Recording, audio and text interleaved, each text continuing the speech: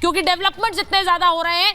क्या होगा जब कल 26 जनवरी की परेड होगी? वरुण जी आपके पास आ रही हूं। कांग्रेस में भी टूट की बात हो रही है, वहां जेडीयू में तो टूट की बात हो ही रही है, लेकिन अभी सब नेता बचकर बोल रहे हैं क्योंकि आधिकारिक किसी को बयान नहीं बताया गया है बोलना क्या है। जब बयान बताया जाएगा तब भी पता लगने लगेगा कि क्या हो रहा है।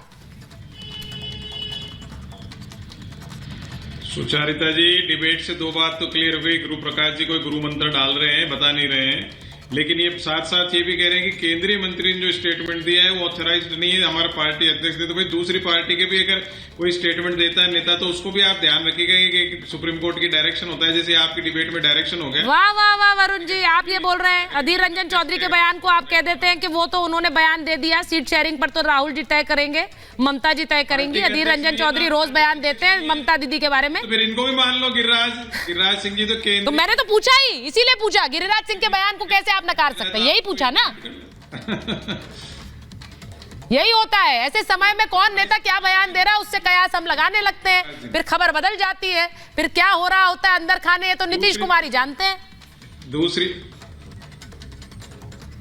दूसरी बात यह है कि भारतीय जनता पार्टी आज भी कह रहे हैं मोदी जी की लहर है, मोदी जी की लहर है, तो भाई नीतीश कुमार जी हो, इंडिया अलायंस की टूट हो, उस पर क्यों आश्रित हो? आप अपना काम करो, कह दो हमको नहीं चाहिए नीतीश कुमार जी है, कोई भी विपक्ष का है, कांग्रेस का नेता। लेकिन तो वो कहाँ कह रहे हैं? पूरा मूल कारण ये है कि इनको मन में भयाक्रांत है, किसी न किसी भयाक्रांत है, इनको चाहिए इंडिया अलायंस। नहीं, मैं एक बात मैं स्पष्ट करना चाहती हूँ। देखिए इस वक्त स्थिति क्या है, इस वक्त स्थिति इतनी सिंपल नहीं है वरुण जी, मैं अपने दर्शकों को भी समझा रही हूँ। एक बार जरा दर्शकों को समझाते हैं इस ग्राफिक के साथ। ये बात नहीं हो रही है कि नीतीश कुमार पाला बदलकर बीजेपी के साथ जा रहे हैं, ये बात नहीं है। सिर्फ स्क्रीन पर ग्राफिक रखिए, इस वक्त बात उससे ज्यादा है। बात यह है कि नीतीश कुमार की पार्टी में एक टूट उन्हें नजर आ रही है, उस टूट को उन्हें कैसे रोकना है। बहुत से विधायक पार्टी छोड़कर अगर बीजेपी के साथ जा रहे हैं या वो आरजेडी के साथ जा रहे हैं, खबर दूसरी भी है, कई ऐसे विधायक हैं जो आरजेडी की तरफ जाना चाह रहे हैं, उन्हें अपनी पार्टी की टूट रोकनी है, तो वो या तो आरजेडी के साथ चले जाएं अपनी पार्टी सैक्रिफाइस करके, या फिर वो बीजेपी के साथ चले जाएं, कुर्सी पर बने रहें क्योंकि बीजेपी उन्हें सपोर्ट कर दे। लेकिन अभी दोनों तरफ से कोई हामी नहीं है। आरजेडी क्या चाह रही है? आरजेडी का मुख्य लक्ष्य यह रहा है हमेशा से कि आगे चलकर तेजस्वी यादव सीएम बन जाए। अगर वो सीएम बनेंगे तो नीतीश कुमार क्या करेंगे? और बिहार में अगर उनके विधायक, यानी कि बिहार में अगर बीजेपी की सरकार बनती है तो उसके लिए उन्हें विधायक चाहिए, जेडीयू के विधायक भी चाहिए होंगे, या फिर बाकी विधायक जो टूटकर कांग्रेस या लेफ्ट से आते हैं, अगर वो बीजेपी के साथ जाते तो सरकार बन सकती है। लेकिन फिर नीतीश कुमार का रोल क्या होगा? तो नीतीश कुमार को अपना वर्चस्व बनाए रखने के लिए एक पाला चुनना पड़ेगा, लेकिन वो इस बात पर भी निर्भर करता है कि बीजेपी क्या सोच रही है इस वक्त। क्या वो नीतीश के साथ वापस जाना चाहती है? मैं यही सवाल बार बार पूछ रही हूं। समीर जी, क्या बीजेपी नीतीश कुमार को वापस लेना चाहती है? देखिए, मुझे लगता है बीजेपी को नीतीश कुमार को लेने में कोई आपत्ति नहीं होगी। नीतीश कुमार भारतीय जनता पार्टी के साथ हमेशा से रहे हैं और भारतीय जनता पार्टी उसका तहे दिल से स्वागत करेगी। सबसे बड़ा संदेश भारतीय जनता पार्टी नीतीश कुमार को लेकर यह देगी कि जिस इंडिया गठबंधन के सूत्रधार और संस्थापक नीतीश कुमार बने थे, जो संयोजक बनने वाले थे, आज वही नीतीश कुमार इंडिया गठबंधन तोड़ के भारतीय जनता पार्टी के साथ आ रहे। विपक्ष के लिए सबसे बड़ा झटका होगा। चुनाव के 60-90 दिन पहले अगर नीतीश कुमार या खेमा छोड़ के जाते हैं, कल ममता बनर्जी झटका दे ही चुकी है कि अपना अलग चुनाव लड़ेगी।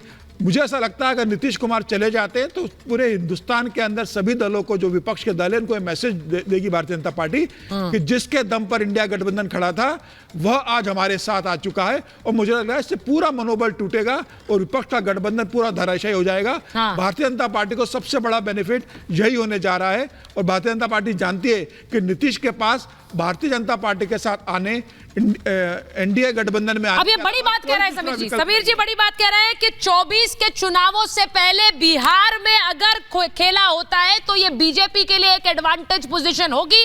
3 राज्यों में बीजेपी की सरकार हाल में बनी है और उसके बाद अगर बिहार में भी बीजेपी किसी तरह से काबिज हो सके तो उनके लिए एक एडवांटेज 2024 के चुनाव से पहले। एक बड़ी खबर बता दूं, राबड़ी देवी के घर पहुंचे हैं कई आरजेडी के विधायक। वहां तेजस्वी यादव भी पहले बैठक ले रहे थे।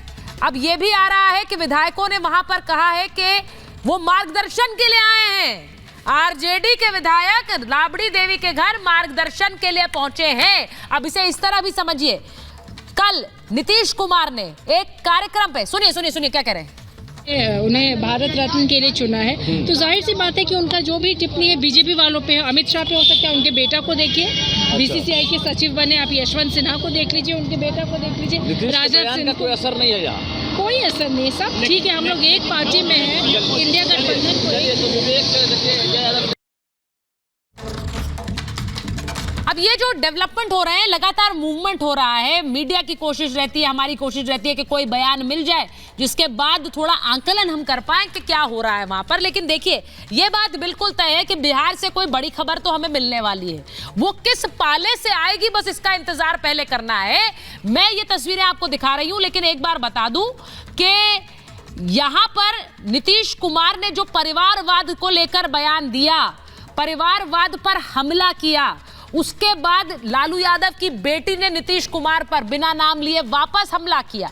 इसका मतलब मनोज जी क्या है? जब वो परिवारवाद कहते हैं तो उन्हें अच्छी तरह पता है नीतीश जी को कि परिवारवाद वाली पार्टी बिहार में कौन सी है। लालू यादव के बाद तेजस्वी यादव, तो वो किस पर हमला कर रहे थे बताइए जरा जी। देखिए नीतीश कुमार जी ने किसी पर कोई हमला नहीं किया, न किसी का नाम लेकर कहा। उन्होंने कर्पूरी ठाकुर जी का जो आदर्श था, जो संकल्प था, जिसके लिए कर्पूरी ठाकुर जाने जाते हैं, लोग उनको मानते हैं, उनको उन्होंने सामने रखा। और उन्होंने कहा भी कि जब उनके पुत्र को टिकट देने की बात उठी थी तो कर्पूरी ठाकुर जी ने विरोध किया था। तो इसमें सभी दल आते हैं, इसमें कोई एक दल नहीं आते हैं, चाहे वो भारतीय जनता पार्टी और उनके सहयोगी दल हो या महागठबंधन में जो दल है, सभी दल होते हैं। उन्होंने कर्पूरी ठाकुर के आदर्श को अपने जीवन में उतारने के लिए भाई मनोज जी, नीतीश कुमार मंझे हुए राजनेता है, मंझे हुए। की बात ऐसे ही वो इतने सालों से बिहार की कुर्सी पर नहीं बैठे हैं, वो अपना एक एक बयान बहुत नाप तोल कर देते हैं, ऐसे नहीं देते हैं। उसी के साथ साथ तारीफ भी किए मोदी सरकार की भारत रत्न देने के लिए। अब एक एक बयान उन्होंने तारीफ नहीं किया। अच्छा, नहीं की, उन्होंने प्रधानमंत्री जी का तारीफ किया। अरे वाह, कि कर्पूरी ठाकुर के मांग को भारत रत्न के लिए। ये तो और भी इंटरेस्टिंग है, मोदी जी की तारीफ की है, मोदी जी की तारीफ की है, ये और भी इंटरेस्टिंग है। समझिए जरा इसे मनोज जी, नरेंद्र मोदी की तारीफ करना नहीं की है, नहीं तो उन्होंने सार्वजनिक रूप से एक सेकंड जरा बताइए।